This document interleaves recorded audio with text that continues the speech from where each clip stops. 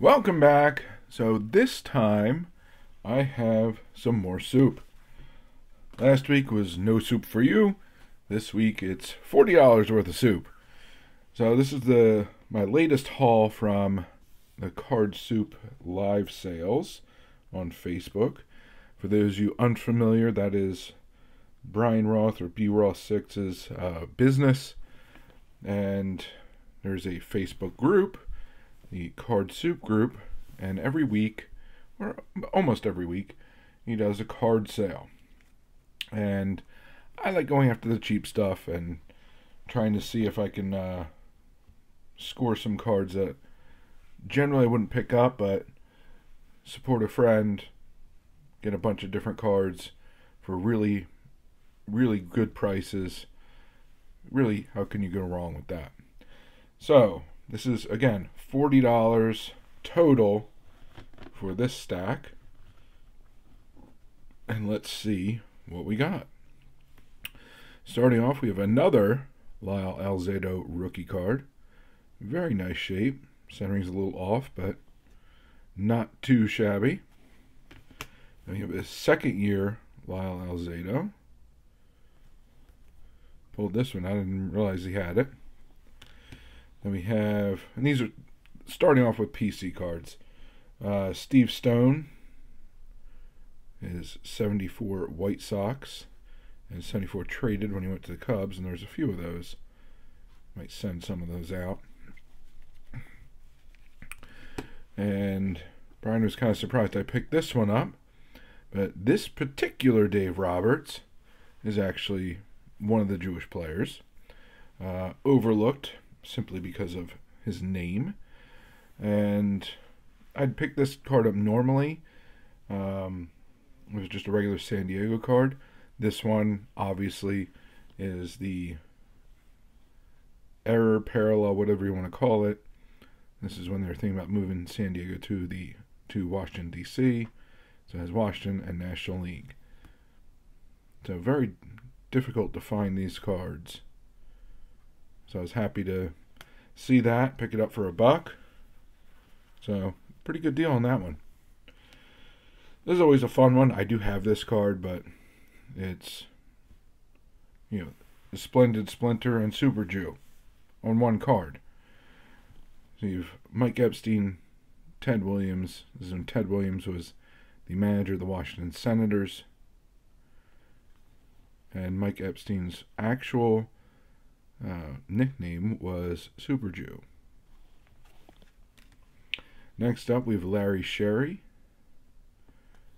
pitcher for the Dodgers, 1961. Another overlooked Jew in the 60s. For the side PC, Gil Hodges.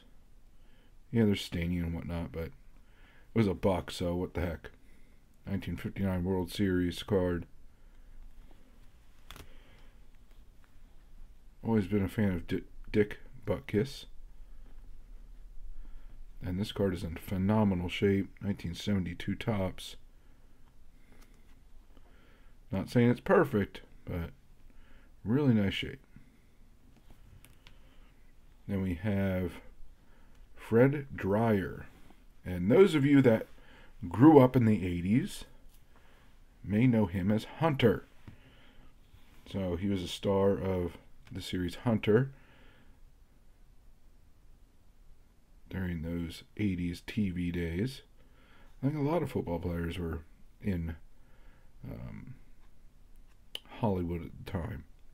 This is his 1970 rookie card. So here to pick that up. And Phil Jackson, I enjoy picking up every once in a while. And it's more of the fascination with the dichotomy that is Phil Jackson. When he was a player on the Knicks, early on, he was just a mean guy. This is the Knicks in the early 70s, late 60s, early 70s. They were basically like the Pistons from the 80s, late 80s. They would just strong arm you. And if you look at later on, during Phil Jackson's coaching career, is very much a, Zen philosophy, Native American spirituality type of guy. So the aggression is really not present in his coaching career, especially when you look at his playing career. So I enjoyed the dichotomy of that. Now, I'm not going to go buy a $2,000 rookie card in a high grade, but inexpensive cards here and there from playing days, yeah, sure, I'll pick them up. These weren't $2 cards, but they're not breaking the bank, obviously, with how much I got in this stack.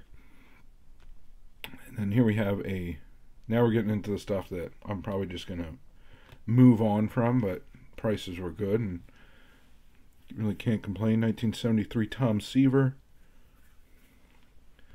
Again, not perfect condition, but decent shape. 59 Don Zimmer.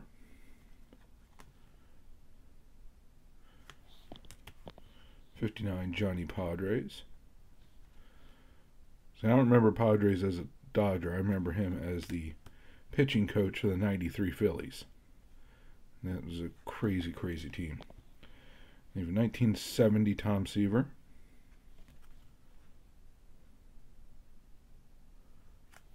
Nice shape. The last card, 1957 Robin Roberts. For $1, you really can't go wrong with this one. 1950s Hall of Famer for $1. Yes, please. So that's my helping of soup for, I guess, the last 2-3 weeks. Again, some PC ads, some cards that were just kind of a good price that I'll probably move on from. I know a bunch of guys that like the raw vintage stuff that may not have had a chance to buy them as I did. So we'll just kind of keep things moving from there. But some really good stuff.